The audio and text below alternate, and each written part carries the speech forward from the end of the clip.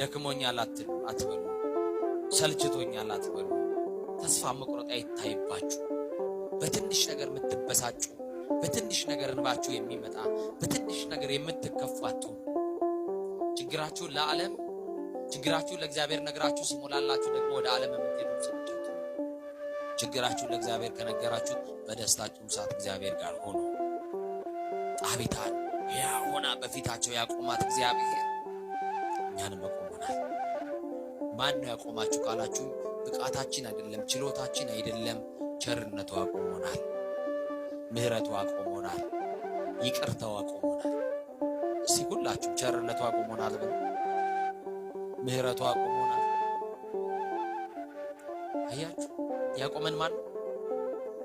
የእግዚአብሔር ቸርነት ያቆመን፣ የእግዚአብሔር ምህረት ያቆመን፣ የእግዚአብሔር ፍቅር፣ የእግዚአብሔር ደግነት ነውና በደግነቱ የቆማችሁ በምህረቱ የተደገፋችሁ ጠላት አይጥላችሁ፣ የሚወረወረውም አይመታችሁ፣ የሚገፋችሁም አይጥላችሁምና በማይጥለው በእግዚአብሔር እጅ ላይ ብቻ ተደገፉ።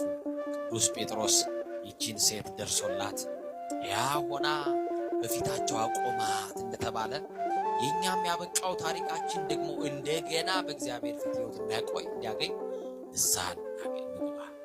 የተሰበርን በንስሐ እንጠገን። ንስሐ እንደ ወጌሻ ይጠግናል። ያደፈውን እንዳላደፈ፣ የበደለውን እንዳልበደለ፣ ዘማዊውን ጻድቅ ያደርጋል። ሳሙና ነው፣ እንነጻበታለን።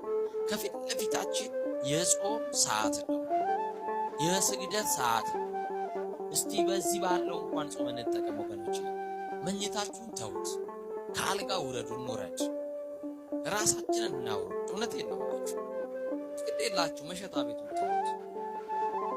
ጠጅ መጨለጡ ይቅር፣ ማርያምን ነው በእኛ በደል ነውና እግዚአብሔር ሆይ ማራት፣ ታረቃት፣ ወደ ቀደመ ክብራችን መልሰን እንበል እስቲ። በአፍሪካ ነፃ የወጣች ሀገር ተብላ ዓለም የሚያውቃት ሀገር ዛሬ ግን ነፃነቷ ተገፍቶ ከቤት ወጥቶ መግባት የማንችልባት ሀገር ሆናለች። ወጥተን ምንገባባት ተኝተን የምናገኝባትን ቤት ሀገር እንዲሰጠን እንጸልይ ወገኖች። ይኸው አባቶቻችን ከመታረድ አባቶቻችን ከመገደል አልዳኑ። ማን ይጮህላቸው? ለመሞት እኮ ነው የገቡት። አዎ ሰማዕትነቱን እኮ ይፈልጉታል። አዎ መሳሪያ ያልታጠቁ በባታቸው የሚገደሉባት ሀገር ናት ኢትዮጵያ። አያችሁ። እና የእግዚአብሔር ልጆች ወደ እግዚአብሔር የምንመለስበት ሰዓት በቃ እንዲለን እግዚአብሔር በቃ ይበለን። እስቲ አሜን በሉ።